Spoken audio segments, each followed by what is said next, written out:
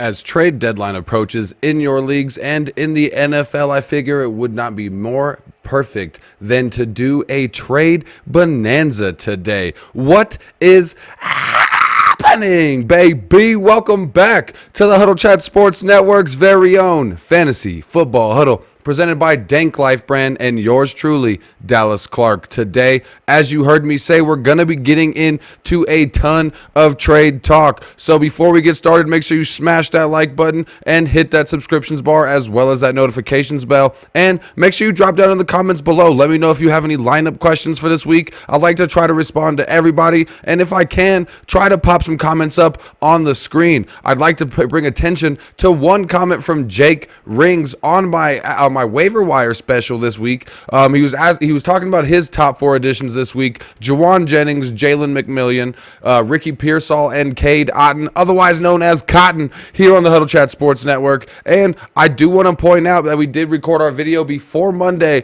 but I do want to make sure that we add Juwan Jennings, we add Cade Otton into these lists. Even Jalen McMillian is going to have a big uptick in targets with now Chris Godwin and Mike Evans both going to be out until at least week 11. Chris Godwin's most likely done for the year. So that's a quick addition for you guys as well to slide in there on some additions to get before your idiot fantasy leagues do. But let's get into the trade talk today. So without further ado, let's fill up our cups, roll something up, and get right into the trade talk. So as you guys know, as we've been going through this year, I've been coming out with what I like to call the rookie playbook, which is a kind of fantasy football 101 for players that are new or players that may just need a refresher for fantasy football and need a little bit more help. So at the beginning of this episode today, I'm going to be giving you guys a couple of tips that are really great for your trading abilities this season that you need to enact when it comes to making trades, because there really is a lot into making trades, and a lot of people just refuse to trade altogether because it's so difficult. So I want to give you a couple of quick tips. The first tip is going to be not to focus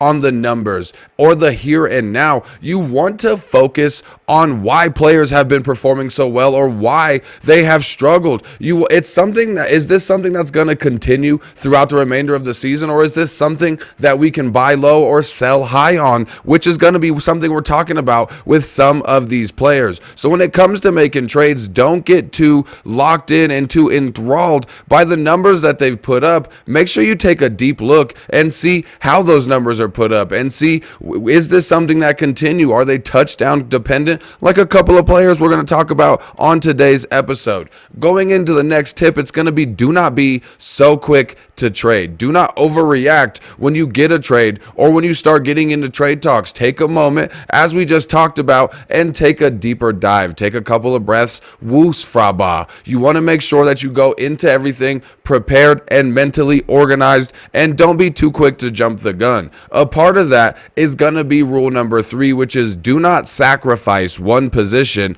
to fix another position. You don't want to transfer your problems from one running back position. Say you're struggling at running back right now, and don't trade all of your decent wide receivers or put yourself in a bad position at the wide receiver position just to lock in a running back that will help you, because then you're going to be sitting in pretty much the same situation. Like we're saying, don't be too quick to jump in on the trades. Also, do not transfer those problems from one position to another. Do not sacrifice one position's strength for another. Also, when it comes to offering trades yourself, the next rule is going to be you need to be a salesman when it comes to making trades. Everybody is going to be cautious as to why are you making this trade? Why are you asking to get everybody, as soon as you start making a trade, seems to be your worst enemy because they think the worst of you. They think you're trying to get over on them. And at the end of the day, you're trying to improve your team. So you need to tell them how this player is going to benefit their team,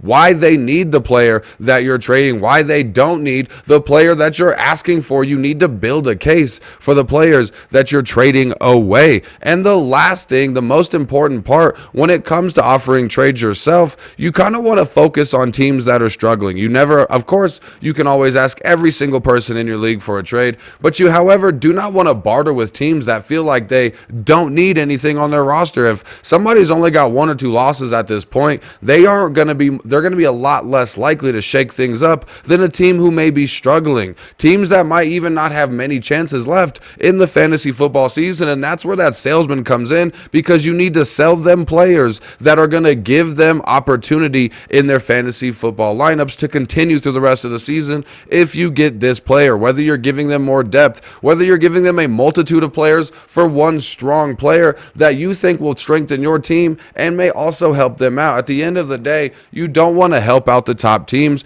Even if they don't feel like they need anything, you don't want to mess around and make the top teams better, because they're not going to make any ridiculous trades. They're going to be a lot less likely to shake their team up because they feel a lot more comfortable with their current roster because it's been performing. A lot of times those people fail to look ahead. Now, as far as that portion of everything goes, thank you guys for listening to those tips. I hope they help you guys get more conversations going with your trades and get more trades successfully, as we have about a month left of important fantasy football trading decisions and trade talks. So get that conversation started now. And if you want to join in on the conversation, make sure you tune in live on Sunday mornings. We do a 9:30 Mountain Standard Time episode, as well as 11:30 Eastern Standard Time. No matter what your time zone is going to be, we got you taken care of. Sunday morning, we give you guys all the injury news, all the lineup advice you can handle, and hopefully some parlays that will help you pay your rent this month. Now, moving on into the actual trade talk, we're going to go kind of back and forth on some buy low, sell high targets. Starting with the running back position, I'm going to be buying low on Devon Achane. You're looking at him not really coming off a great performance in his last game against the Indianapolis Colts, but he did have 15 carries and 77 yards, which is encouraging. It's promising, and he's still more efficient than you could even imagine. He's still just about as efficient as he was last season, and on top of that, he has a 65% route participation in this last game. You're looking at Raheem Mostert getting all the goal line carries, but that doesn't worry me too much, because when you look back in the early part of the season when they both were playing, you were looking at them getting more of a 50-50 split, with Devon Achane taking more of the goal line work. However, you're looking at Tua Tagovailoa coming back into the fold, and when Tua was playing in the 2 games that Devon Achane got to play with him this season, you're looking at 23 and 29.5 PPR points while Tua Tagovailoa was slinging that football. He was getting more involved in the passing game, so I'm buying low on Devon Achane, as his price is only going to get higher and higher and higher. This is the only window you really have to get in on him. Going into a running back that I'm selling, I'm trying to sell on Chuba Hubbard. Right now, he is the running back 7, and I'm only really selling him if you do not need to start him at a weekly basis at the current moment. If he's your running back 2 and you don't really have many running back options behind him, then maybe you keep Chuba Hubbard. But if you're using Chuba Hubbard as a flex or a running back 2 option, you're looking at Chuba Hubbard having Jonathan Brooks coming back. You're looking at Miles Sanders already getting a handful of carries, so when Jonathan Brooks gets involved into the fold, you're going to be looking at Chuba Hubbard potentially losing some of his volume. He may still get running back 2 production, but right now his price is the highest it can get. He's got the highest value he has at running back 7, and you can really get some good options from Chuba Hubbard right now. Before we move into the wide receiver position, I want to make sure you smash that like button if you like our content so far, and hit that subscriptions bar as well as that notifications bell. Now, moving on into the pass catchers, I'm selling Jacoby Myers if I can. You're looking at him coming off 9+ targets in 3 straight games. I'm selling him right now as the Raiders wide receiver 1, but I'm also looking at it and saying he's basically been the number 1 wide receiver all year, and he hasn't done much with it. He's got no games over 75 yards, and he's extremely touchdown dependent. I think Jacoby Myers is going to be a decent player and can be an awesome flex option potentially for you. However, I'm going to sell him right now while you can still kind of use the words that he is the number 1 wide receiver for the Las Vegas Raiders, because I really don't want much to do with this Raiders offense if I can stand it. I'm going to be buying on Xavier Worthy if I can. You're looking at Travis Kelce not being the same. You're looking at Juju Smith-Schuster being banged up. You're looking at the Chiefs getting really creative in the ways that they're adding Xavier Worthy into their game plan. So I'm looking at Xavier Worthy, and I'm finding him getting a lot of targets down late season. He's been really quiet to open the year up, but I think Xavier Worthy is going to demand volume later on in the season, and Xavier Worthy might be the Chiefs wide receiver and the Chiefs pass catcher that you're going to want weeks 10 through 16. Now, I'm selling high on Tank Dell right now as long as he continues to produce before Nico Collins comes back. So maybe you don't try to start fishing him out this week. You want to see him have another game and maybe another 2 good games, but you want to sell him before Nico Collins comes back, because we see when Nico's involved and Joe Mixon's involved and Stephon Diggs is involved, it's hard to get Tank Dell involved in this offense. However, people just plain and simple love Tank Dell, so you can still sell Tank Dell right now while he's producing, but you want to do it before Nico Collins comes back.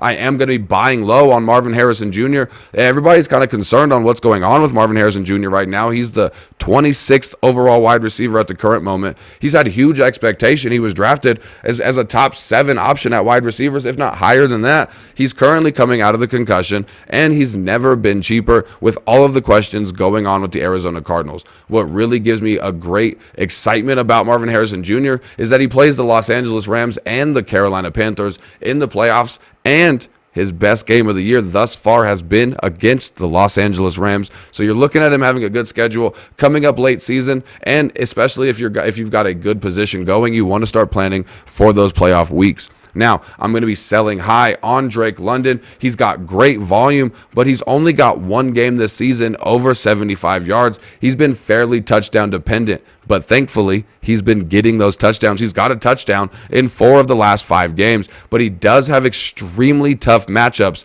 coming down the line. You're looking at the Denver Broncos, the Los Angeles Chargers, the Raiders, the Minnesota Vikings, all tough matchups, and his bye week is still to come as well. So I'm going to sell Drake London while I can get some really good options out of him. The last player we're going to be talking about today is going to be Chris Olave from the New Orleans Saints. I'm going to be buying low on him if I can. You're looking at him going to have to get an extreme amount of volume in the second half of the season. Rashid Shaheed is pretty much done for the year. You're looking at the Saints offense really playing like trash these last couple of weeks, and Derek Carr is going to be coming back.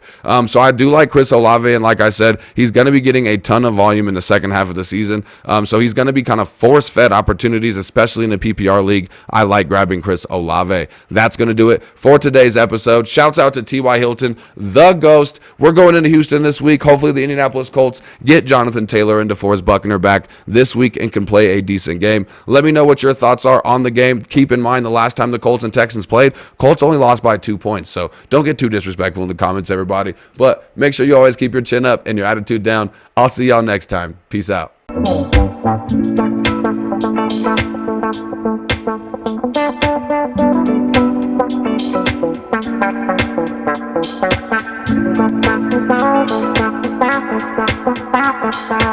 Thank you.